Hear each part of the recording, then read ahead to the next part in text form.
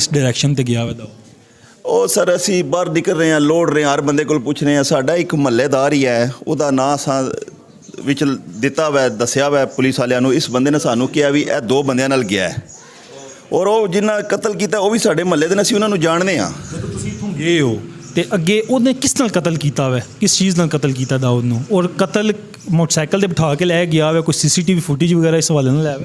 Sir ਬਿਲਕੁਲ ਇਸ ਪੂਰੇ ਸਾਡੇ ਮਹੱਲੇ 'ਚ ਬਾਹਰ ਕੈਮਰੇ ਲੱਗੇ ਨੇ। ਇੱਕ ਬਾਹਰ ਕ੍ਰਿਸ਼ਨਾ ਦਾ ਚਰਚ ਆ, ਉਹਦੇ ਬਾਹਰ ਵੀ CCTV ਕੈਮਰਾ ਲੱਗਿਆ। ਬੱਚਾ ਮੇਰੇ ਹੱਥੋਂ ਨਿਕਲਿਆ ਹੈ, ਅੱਗੇ 2 ਖਲੋਤੇ ਨੇ, ਉਸ ਨੂੰ ਕਾਲਾਂ ਤੇ ਕਾਲਾਂ ਕਰ ਰਹੇ ਸਨ।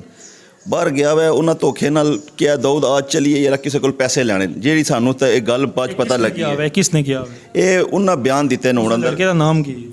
ਇੱਕ ਦਾ ਨਾਮ ਹੈ ਹਸੀਬੁਲ ਹਸਨ, ਇੱਕ ਦਾ ਨਾਮ ਹੈ ਸ਼ਰਾਜ਼। ਔਰ ਸ਼ਰਾਜ਼ ਨੇ ਇਹ ਬਿਆਨ ਦੱਸਿਆ ਵੀ ਇਸਨੇ ਹਸੀਬ ਨੇ ਦਾਊਦ ਨੂੰ ਆਖਿਆ ਮੈਂ 20,000 ਰੁਪਇਆ ਕਿਸੇ ਕੋਲ ਲੈਣਾ, ਉਹ ਪੱਠੇ ਤੇ ਇੱਟਾਂ ਪਾਉਂਦਾ ਹੈ ਔਰ ਉਹ ਮੈਨੂੰ ਨਹੀਂ ਦੇ ਰਿਹਾ।